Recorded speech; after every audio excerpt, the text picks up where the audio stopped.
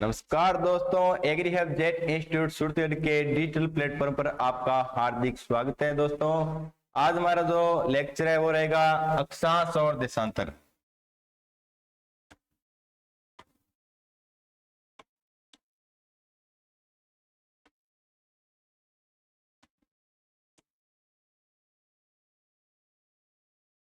अक्षांश व देशांतर। आज हम वो पढ़ेंगे कि राजस्थान की वो भारत में क्या स्थिति है और भारत की जो विश्व में क्या स्थिति है। उसके अलावा हम पढ़ेंगे कि जो राजस्थान है उसमें भाई अक्षांश रेखाएं देशांतर रेखाएं, राजस्थान कितने अक्षांशों में है, कितने देशांतरों में है, भारत कितने अक्षांशों में है। और हम देखेंगे कि टाइम कैसे होता है, भाई टाइम का किस या अक्षांश क्या काम आती है, देशांतर रेखाएं क्या काम आती है, क्या ये वास्तव में रेखा है, क्या काल्पनिक रेखाएं हैं। और इसके अलावा हम पढ़ेंगे जो कर्क रेखा है, मकर रेखा कौन सी नदी इसको 2 बार काटती है, या जो कर्क रेखा है वो कहां से गुजरती है, मकर रेखा है कहां से गुजरती है, भारत में हम कहां में हैं और विश्व में हम कहां पर हैं। इस बारे में आज हम चर्चा करेंगे। बहुत ही आसान टॉपिक है, कोई हार्ड नहीं है।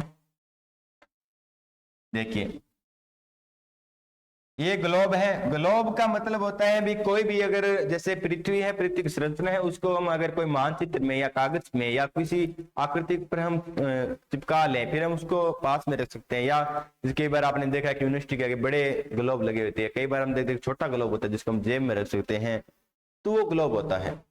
फिर हम अगर देखते हैं भी, हमें पता होना चाहिए भी विश्व में है वो भारत कहाँ पर है, भारत में राजस्थान कहाँ पर है, राजस्थान में हम कौन से जिले में हैं, फिर हम जिले में पता है, फिर हम कौन सी तहसील में रह रहे हैं, कौन सी पंचायत समिति में रह रहे हैं, कौन सी ग्राम पंचायत में रह रहे हैं, फिर हम कौन से गांव में रह रहे हैं, गांव में हम कौन से मोहल्ले में रह रहे हैं। तो इस प्रकार से हमें पता होना जरूरी बहुत होता है। तो अक्षांश या देशांतर रेखाएं हम बात करते हैं, तो पहले हम बात करते हैं कि भाई दिशा क्या होती है, दिशा कैसे पता चली, पहले कौन सी दिशा है, कौन सी प्रमुख दिशा है, इसके बारे में हम अध्ययन करेंगे। देखिए, सबसे पहले हम अगर बात करें, देखिए भाई ये ग्लोब है, इसमें आपको पता होगा कि हमारे पूर्वज है वो ध्रुव तारे को देखकर अनुमान लगाते थे कि इस दिशा की ओर उत्तर दिशा है।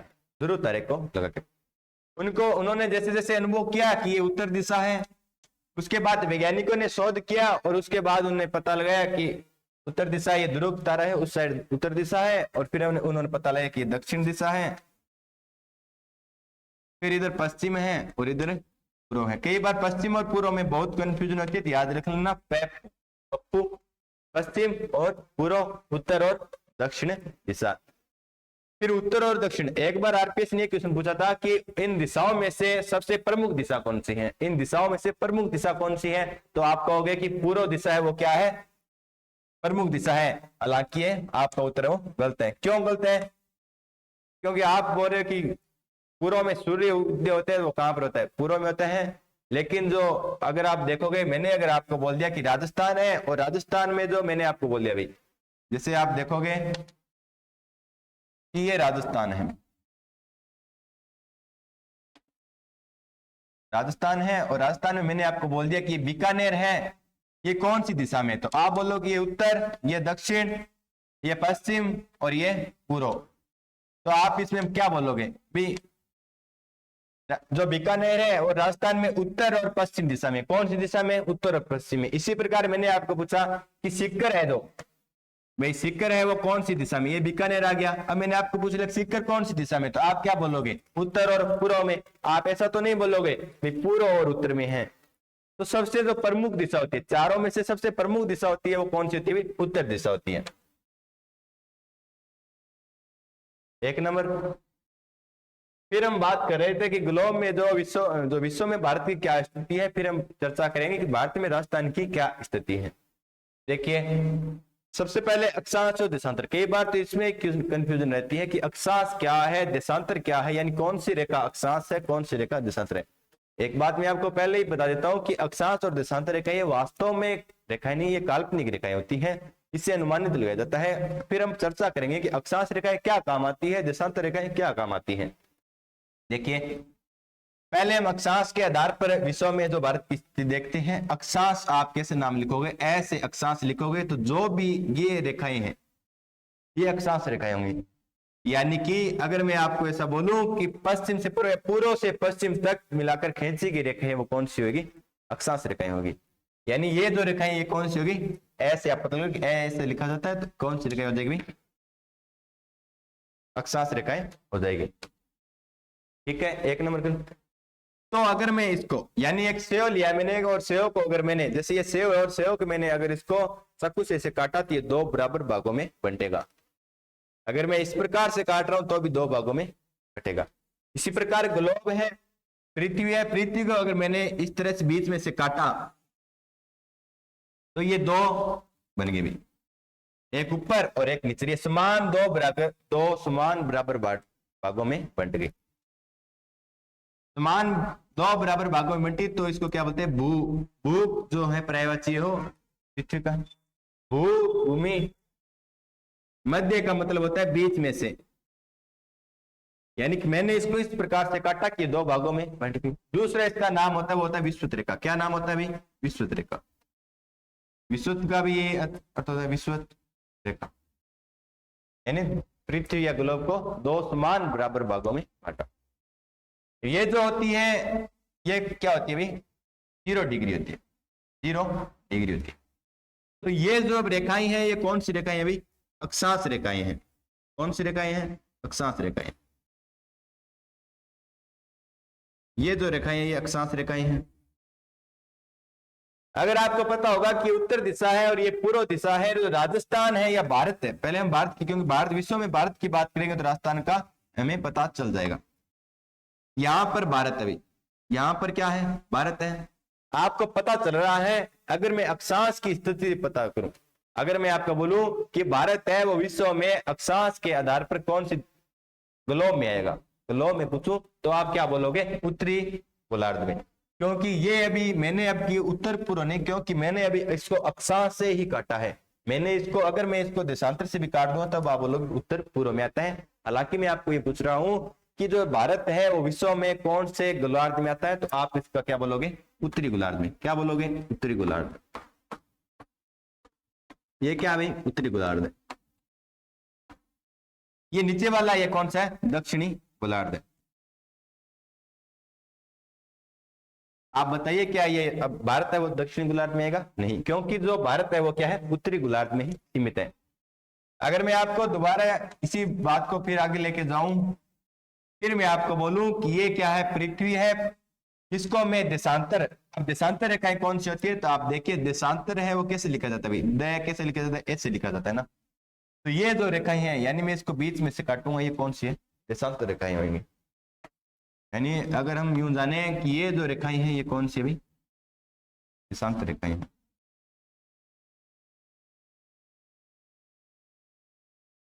इसके हिसाब से मैंने काटा और आपको पता है कि ये कौन सी दिशा है, पश्चिमी दिशा है, और ये है जो पूर्वी दिशा है।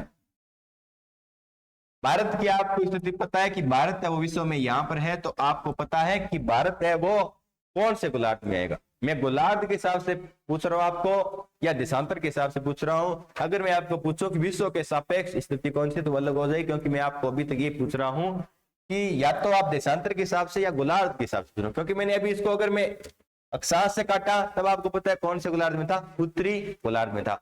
अब मैंने इसको सिर्फ देशांतर से काटा है तो इसमें दो ही गोलार्ध हैं, पश्चिमी गोलार्ध, पूर्वी गोलार्ध। अब इसकी स्थिति है वो क्या है, क्योंकि जो भारत है वो इतने में ही है, यानी इतने के अंदर ही है, तो जो भारत है वो कौन सा भी पूर्वी गोलार्ध में आ जाएगा। क्या हो जाएगा, पूर्वी गोलार्ध में,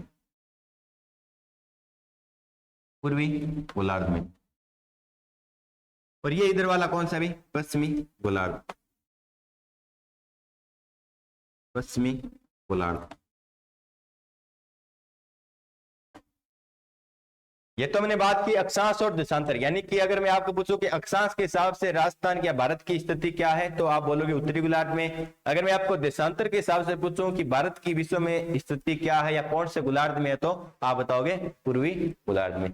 इतना हमने पढ़ चुके। अब हम बात करते हैं, वो करते हैं कि विश्व के सापेक्ष, लगभग क्वेश्चन ये आता है कि विश्व के सापेक्ष भारत की स्थिति क्या है। यानी ये पूछ रहा है कि अक्षांश और देशांतर दोनों के हिसाब से जो भारत की स्थिति है वो क्या है। देखिए हमने आपको पता है इस प्रकार से काटा, ये कौन सी रेखा थी, भूमध्य रेखा या विषुवत रेखा थी। ये है जो अक्षांश रेखाएं हैं। फिर मैंने जब देशांतर से काटा, ये पूर्वी गोलार्ध था और ये उत्तरी गोलार्ध था। अब ये बात करते हैं कि ये कौन सी दिशा है, उत्तरी दिशा। ये कौन सी दिशा है, पूर्वी। ये कौन सी है, पश्चिमी। और ये कौन सी, दक्षिण।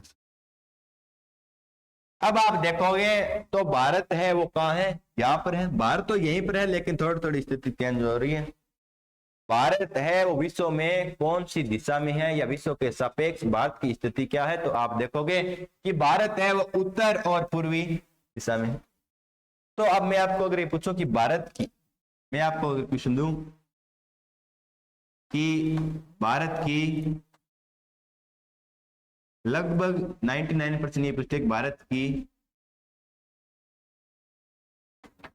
विश्व के सापेक्ष स्थिति बताइए, तो आप क्या बताओगे, उत्तर और पूर्वी। क्योंकि भारत है वो यही आ रहा है, इसमें तो नहीं आ रहा है, नहीं इसमें आ रहा है, नहीं इसमें आ रहा है। ये कौन सा है, दक्षिण पूर्वी। ये कौन सा है, दक्षिण पश्चिमी। ये कौन सा है, उत्तर पश्चिमी। ये कौन सा, उत्तर पूर्वी। तो भारत है वो क्या भाई, यहाँ आ रहा है, राइट। तो अब हम देखेंगे भारत की विश्व के सापेक्ष स्थिति क्या है, तो इसका उत्तर होगा उत्तर और पूर्वी। उत्तर और पूर्वी गोलार्ध बोल दो, चाहे उत्तर या पूर्व। यहां हम इतना पढ़ चुके हैं। इसके आगे हम बात करते हैं कि अक्षांश रेखाएं वो कितनी है, कैसे निकलती है, या क्या काम आती है अक्षांश रेखाएं, उसके बारे में हम चर्चा करेंगे। सब उससे पहले हम देख लेते हैं पृथ्वी में क्या है। मैंने आपको दिखाया कि ये पृथ्वी है। पृथ्वी में अगर आप अभी आप इसको देखो, या मैं इसको आप 3D कर देता हूं, आप देखिए, ये हमने बात की थी। ये यहां पर क्या है, भारत है। अब इसको मैं अगर काटूं, अगर मैं इसको 23 डिग्री से, पहले हम इसको काटते हैं 0 डिग्री से, यानी भूमध्य रेखा से काटेंगे, ठीक है।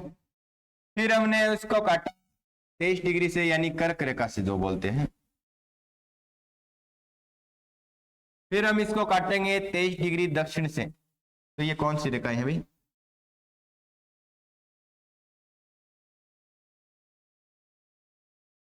ये मकर रेखा है। अब आप देखोगे कि भारत को कौन सी रेखा काट रही है, तो कर्क रेखा काट रही है। कर्क रेखा वो भारत में 8 राज्यों से गुजरती है। राजस्थान में वो 2 जिलों से गुजरती है। कर्क रेखा है वो आप देख रहे हो भारत को काट रही है। लेकिन एक बात याद रखना, कर्क रेखा, विषुवत रेखा और जो मकर रेखा, ये तीनों कौन से महाद्वीप से निकलती है, तो अफ्रीका महाद्वीप में से तीनों निकलती है। अब हमने बात की, अगर आप देखोगे, अगर मैं इसको इस ऐसे काटा 0 डिग्री भूमध्य रेखा से काटा, तो भारत है वो क्या भी उत्तरी गोलार्ध में है। अगर मैं इसको इस प्रकार से काटूं, तो भारत है वो क्या भी पूर्वी गोलार्ध में है। समझ रहे हो आप। अगर मैं आपको अब स्थिति पूछती है उत्तर और ये पूर्वी, तो जो इसमें है विश्व के सापेक्ष भारत की स्थिति क्या है, उत्तर पूर्वी गोलार्ध में है। हम अब आगे बात करते हैं राजस्थान की भी, कि राजस्थान कहाँ है। जैसे ही आप भारत में देखोगे,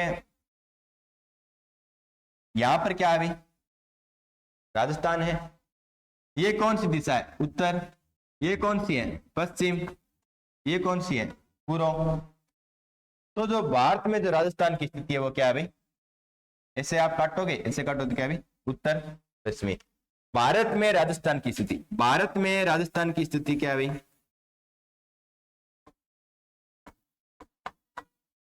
भारत में जो राजस्थान की स्थिति है वो क्या है, उत्तर पश्चिमी दिशा में हो जाएगी। ये तो अपने स्थिति की पता किया कि भारत में है जो राजस्थान कहाँ है, और विश्व में भारत है कहां पर है। अब हम बात करें हैं, वो करें अभी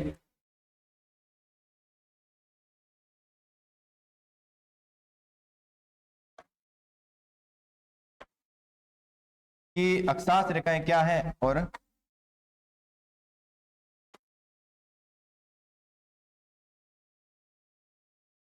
ये गोलार्ध है, इसको हम अगर 0 डिग्री से काटते हैं भी, 0 डिग्री से आप काटोगे तो ये क्या है भाई, भूमध्य रेखा, भूमध्य रेखा। फिर हम इसको अगर काटें 23 डिग्री 30 पर, तो ये कौन सी रेखा है भाई, मकर रेखा। कौन सी, मकर रेखा। फिर हम अगर इसको काटते हैं 23 डिग्री 30 उत्तरी में, तो ये कौन सी हो जाएगी भाई, कर्क रेखा हो जाएगी। कौन सी, कर्क रेखा। अब कई बार ये हो जाता है कर्क रेखा ऊपर आएगी या मकर रेखा ऊपर आएगी, तो पहले क्या आ रहा है, कै, तो कै कौन सा ऊपर, और ये मकर और ये भूमध्य रेखा। इतना आपको समझ में आ गया। 23, अब ये कौन सा है, दक्षिण, और ये क्या है, उत्तर। यानी 23 डिग्री 30 से उत्तरी गोलार्ध में कर्क रेखा है, 0 डिग्री पर भूमध्य रेखा है, दक्षिण में यानी दक्षिणी गोलार्ध में कौन सी 23 डिग्री 30 पर मकर रेखा है। फिर हम बात करते हैं कि ये क्या है, 90 डिग्री पर है दो ध्रुव है, उत्तरी ध्रुव। ये क्या है, दक्षिणी ध्रुव। ठीक है, ये क्या है, दक्षिणी ध्रुव है। कर्क रेखा है वो भारत में 8 राज्यों से गुजरती है और राजस्थान में 2 जिलों से गुजरती है। अब हम अक्षांश की, सिर्फ अक्षांश की बात करें तो आप देखिए अक्षांश क्या है, कितने हैं, हम अक्षांश की बात करेंगे। ये हमने काटा अक्षांश से,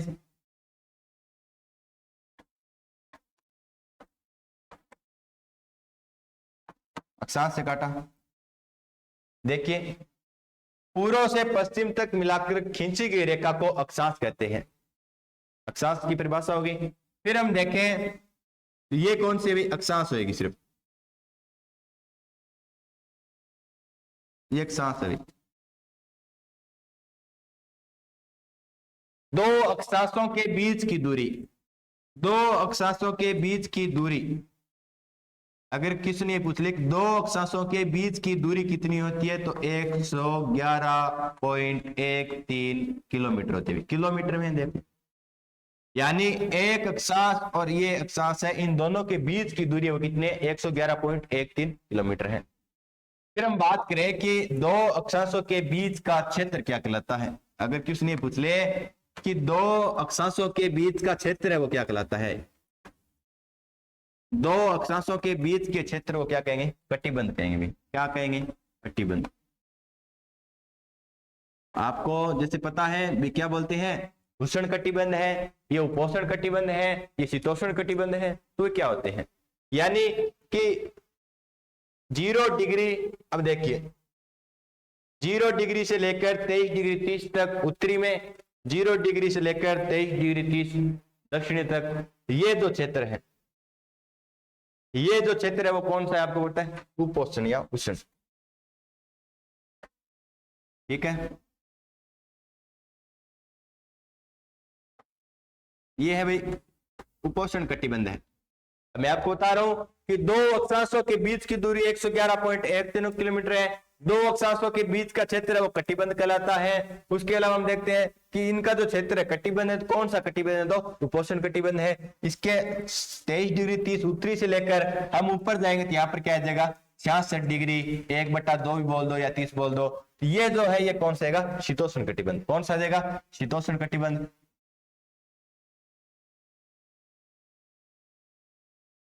अगर हम इसी प्रकार नीचे से काटेंगे 66 डिग्री 1/2 बोल दो या 30 बोल दो, तो ये कौन सा आ जाएगा, शीतोष्ण कटिबंध आ जाएगा। ये यहां पर क्या आ गया भाई, ध्रुव आ गए।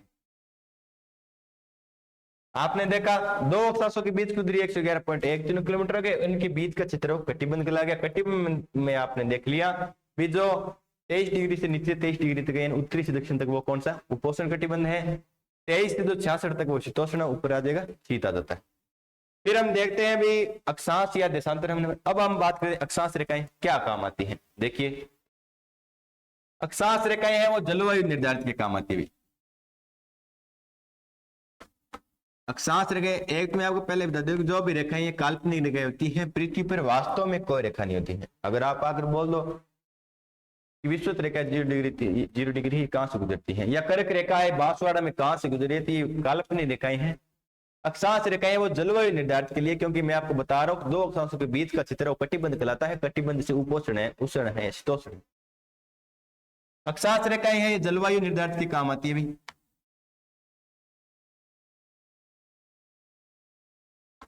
जलवायु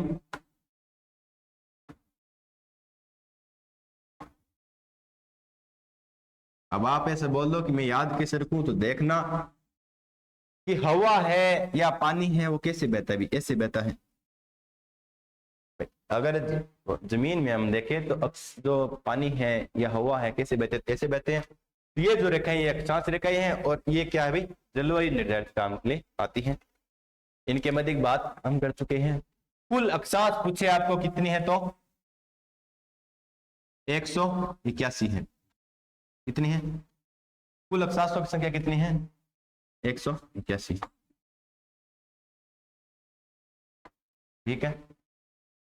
उसके अलावा हम अगर देखें कि राजस्थान का अक्षांशीय विस्तार क्या है, हम बात करें कि राजस्थान का वो अक्षांशीय विस्तार कितना है। राजस्थान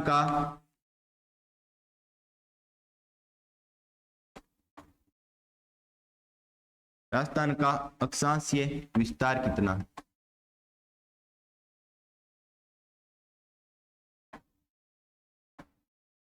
देखिए 23°03 से लेकर उत्तरी 30°12 उत्तरी अक्षांश में है वो राजस्थान है। अब आप बात ही याद रखना कि यहाँ पर क्या है, उत्तर, और यहाँ क्या है, उत्तर है। ऐसा नहीं होना चाहिए 23°30 है वो दक्षिण, 30°12 वो उत्तर में, गलत हो जाएगा। इसका कारण क्या है, क्योंकि हमने पढ़ा था शुरुआत में ही, मैंने आपको क्या बताया था भाई, ये अक्षांश है, अक्षांश की स्थिति के कारण राजस्थान या भारत है वो कौन से गोलार्ध में स्थित है, तो उत्तरी गोलार्ध में है। पता है ना आपको भी, भारत है या राजस्थान की स्थिति है गोलार्ध के हिसाब से कौन से गोलार्ध में है, उत्तरी गोलार्ध में है। तो अब जो भी जैसे भी अक्षांश क्या होती है भाई, ये 0 डिग्री है, 1 2 3 ऐसे चलेगा। जैसे ही 23°03 पर तो आती है कर्क रेखा, जो राजस्थान में थोड़ी है।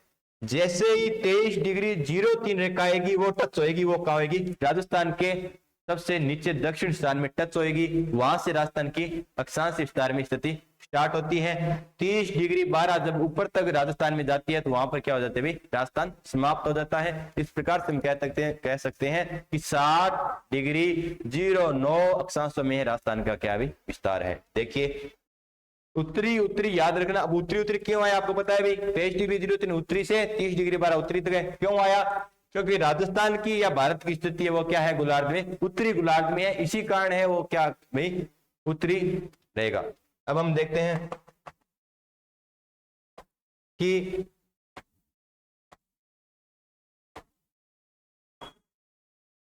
राजस्थान का अक्षांशीय विस्तार है 23°03 उत्तर से 30°12 उत्तरी तक है। याद रखना ये बहुत इंपॉर्टेंट है। अगर पूरे में हम बात करें तो यहीं से क्वेश्चन आता है, और इसमें ऑप्शन कई बार तो ऑप्शन चेंज तो सीधा देता है, लेकिन उसमें ऑप्शन ये देगा 23°03 दक्षिण से 30°12 दक्षिण तक या उत्तर तक, गलत हो जाएगा। ध्यान रखना उत्तर रहेगा। अगर यहाँ पर उसने ये दे दिया 23°030 से, तो भी गलत है, क्योंकि 23°30 से कर्क रेखा स्टार्ट होती है, जो बांसवाड़ा के लगभग अंदर से गुजरती है। आपको मैं ये बताना चाहता हूं, मैं ये राजस्थान है। देखिए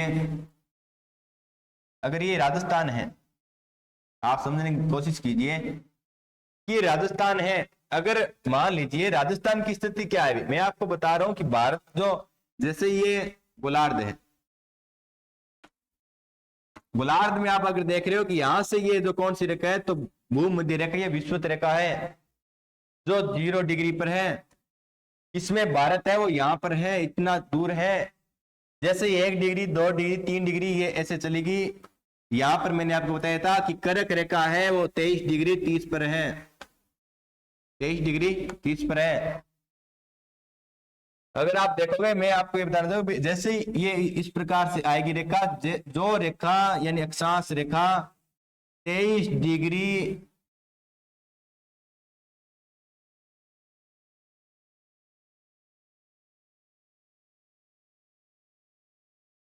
यानी कि 23 डिग्री 03 जो रेखा यहां से आएगी ना, ये टच होगी, वो राजस्थान का अक्षांश विस्तार स्टार्ट हो जाता है। 23 डिग्री 03 उत्तरी अक्षांश से, उत्तरी अक्षांश आएगा क्योंकि राजस्थान की या भारत की स्थिति है उत्तरी गोलार्ध में है, इसलिए उत्तरी आएगा। जैसे ये रेखा आएगी, यानी 23 डिग्री 02 रेखा है वो राजस्थान की टच नहीं हो रही, 23 डिग्री 03 जो रेखा है वो राजस्थान की टच हो रही है। पर इस प्रकार से जब चलेगी 24 25 26 27 28 29, और ये जब लास्ट जो यहाँ पर राजस्थान की टच होएगा वो होएगा 30 डिग्री 12, 30 डिग्री 12 उत्तरी अक्षांश से राजस्थान है वो क्या हो जाएगा, खत्म हो जाएगा। जो बीच की एकदम जो राजस्थान की जो अक्षांश रेखा है वो कितनी है पूछा गया है, 27 डिग्री, 27 डिग्री है। वो कहां से निकलती है तो जैसलमेर से, जयपुर और दौसा इनको काटती है ये। अब कई बार ये क्वेश्चन पूछ लेता है कि राजस्थान वो कितने अक्षांशों में, ये तो मैंने आपको बात की कितनी अक्षांश 23 डिग्री 03 से आप 30 डिग्री 12। अब मैं आपको यही क्वेश्चन पूछूं कि राजस्थान वो कितने अक्षांशों में है, तो आप देखिए 30 डिग्री 12 में से 23 डिग्री 03 ये माइनस करोगे तो 60 डिग्री। अगर मैं आपको पूछूं कितने अक्षांशों में है कि राजस्थान का कितने अक्षांशों में विस्तार है, तो आप बोलोगे 60 डिग्री 9,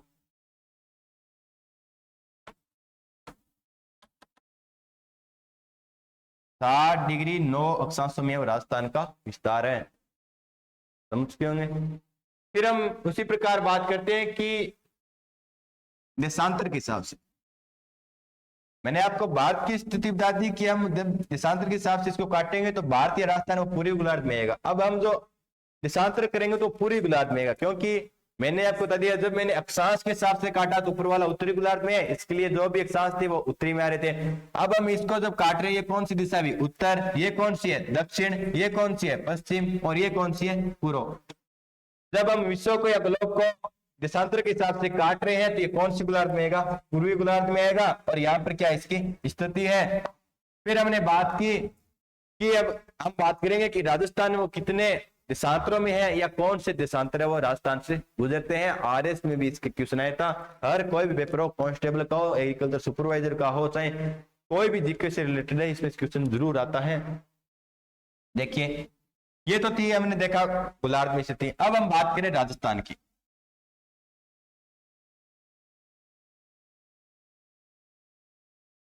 राजस्थान की हम बात करें तो देखिए जैसे मैंने आपको बताया कि ये यहां से काट रहा है, जैसे जैसे इस तरफ जाएगा बढ़ेगा, यानी कि जब राजस्थान है वो 69 डिग्री 30 पूर्वी से स्टार्ट होता है और 78 डिग्री 17 पूर्वी देशांतर पर खत्म हो जाएगा। यानी राजस्थान का देशांतरीय विस्तार है 69 डिग्री 30 से 78 डिग्री 17 तक रहेगा। यानी कि 69 डिग्री 30 जो रेखा यानी जो देशांतर आएगा, यहां से 1 नंबर से स्टार्ट हुआ, जैसे ही 69 डिग्री आएगा वो कहां टच होएगा, राजस्थान की टच होएगा।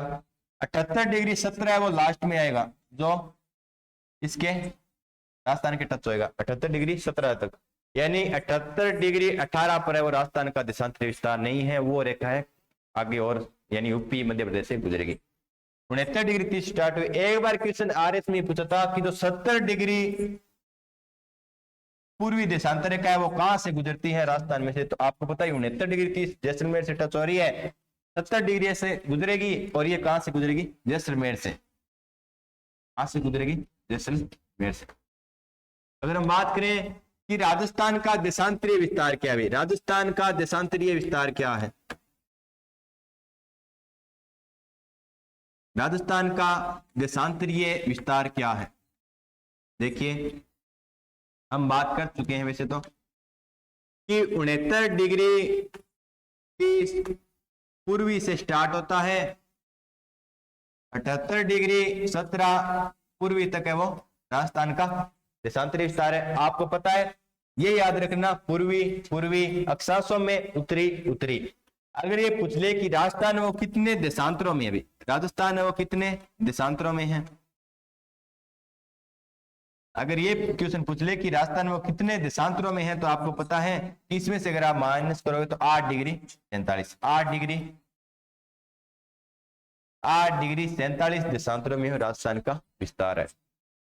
फिर हम बात करते हैं कि मैंने आपको बताया था कि ये गोलार्ध है, गोलार्ध में हम इस प्रकार से क्या लिखते हैं, देशांतर द ऐसे लिखते हैं, तो ये जो है देशांतर है, ठीक है, इतना तो आपको पता ही है कि देशांतर कौन सा है। फिर मैंने आपको बताया कि इस प्रकार से देशांतर रेखाएं होती है, वास्तव में ये रेखाएं नहीं होती, काल्पनिक रेखाएं होती हैं। फिर हम बात करेंगे कितने देशांतर हैं, देशांतर क्या काम आते हैं। देखिए ये देशांतर है, ये कौन सी दिशा है अभी, उत्तर, ये कौन सी है दक्षिण, ये कौन सी है पूर्व, और ये कौन सी है पश्चिम। राजस्थान है उसकी स्थिति आप पता लगा रहे कि पूर्वी देशांतर में, पूर्वी गोलार्ध में है। फिर हम बात कर रहे हैं कि दो देशांतरों के मध्य की दूरी, यानी ये और ये है तो इसके मध्य की दूरी,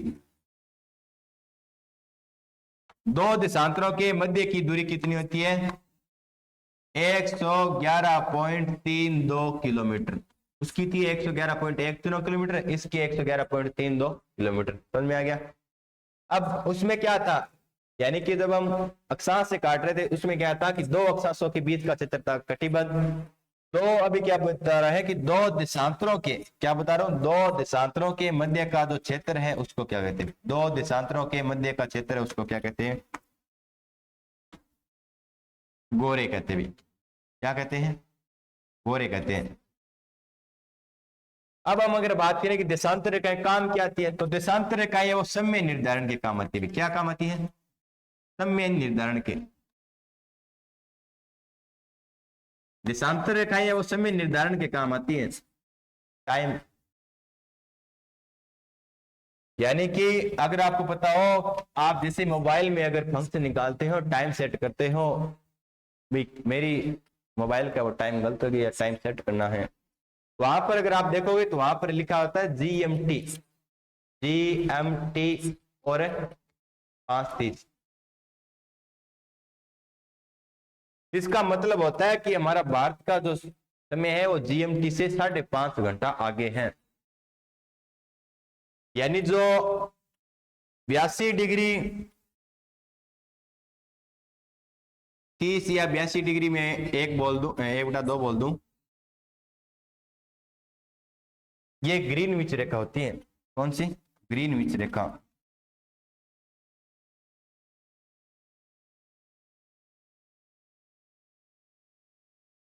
जो भारत से भी गुजरती है, इससे जो है भारत का समय है वो 5.5 घंटे आगे है। जब ग्रीनविच रेखा से पूर्व की ओर जाते हैं तो समय में बढ़ोतरी होती है, जब इससे हम पश्चिम की ओर जाते हैं तो समय होगी। फिर हम इसमें बात करते हैं कि देशांतर, दो देशांतरों के मध्य क्या जो क्षेत्र उसको गोरे कहते हैं, बीच की दूरी 111.32 किलोमीटर है। देशांतर काम क्या आते हैं, तो देशांतर उस समय निर्धारण के काम आते हैं। अक्षांश क्या काम आते हैं, तो जलवायु निर्धारण के लिए बात होगी। अगर आपको ये पूछ ले कि पृथ्वी पर कुल कितने देशांतर हैं भाई,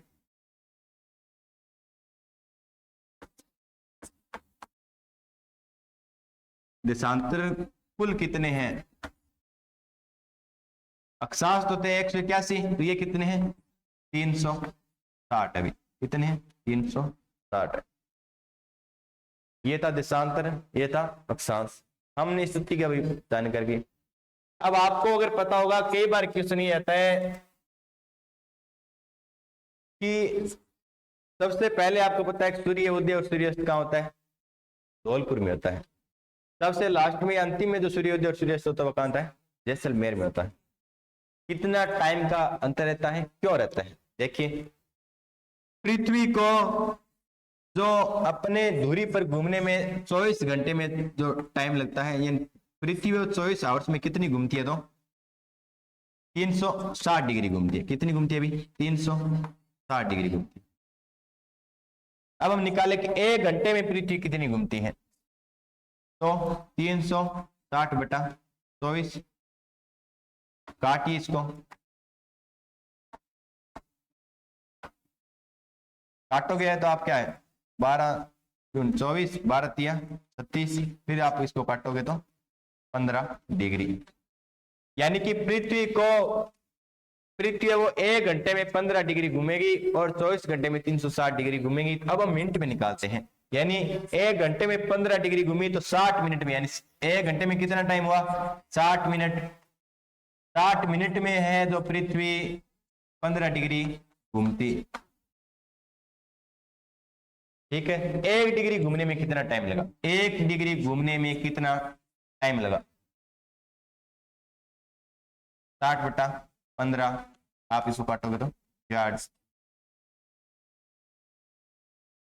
मिनट। यानी हम कह सकते हैं कि पृथ्वी है वो जो 4 मिनट लगती है 1 डिग्री में। यानी तो एक अक्षांश से देशांतर को पार करने में पृथ्वी को जो सूर्य का जो तापमान उसको टाइम कितना 4 मिनट लगती है। हमने बात की थी कि राजस्थान का देशांतर विस्तार की, क्योंकि काम क्या आ रही है समय निर्धारण में देशांतर काम आ रहा है, तो हम देशांतर की बात करेंगे कि जो सूर्य को है वो कितना टाइम लगता है। यानी धौलपुर और जैसलमेर में जो सूर्य का अंतर है जो उदयवरस्त में, वो कितना टाइम है। राजस्थान को मैंने आपको बताया था कितने देशांतरों में, तो 8 डिग्री 47 देशांतरों में, 8 डिग्री 47 देशांतरों में। ठीक है, फिर हमने बात की कि 4 मिनट में है जो 1 डिग्री जाता है। ठीक है, तो 8 डिग्री 47 में कितना टाइम लगेगा? क्योंकि धौलपुर है वो क्या है पूर्व का सबसे अंतिम जिला है, जैसलमेर वो क्या पश्चिम का सबसे अंतिम जिला है। 8 डिग्री 47 को आप मल्टीप्लाई करोगे 8 चौका 32 मिनट। कितने मिनट आ गई? 32 मिनट। फिर आप 47 को गुणा करोगे 28, 2 और 68। 168 में कितनी मिनट हो रही है? तो देखिए 60 सेकंड में 1 मिनट होती है, तो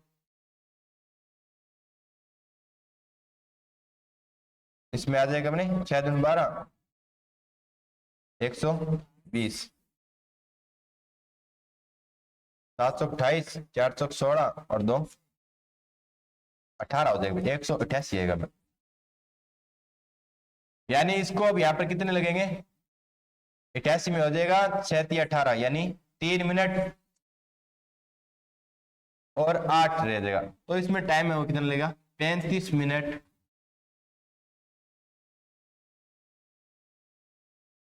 और 8 सेकंड का।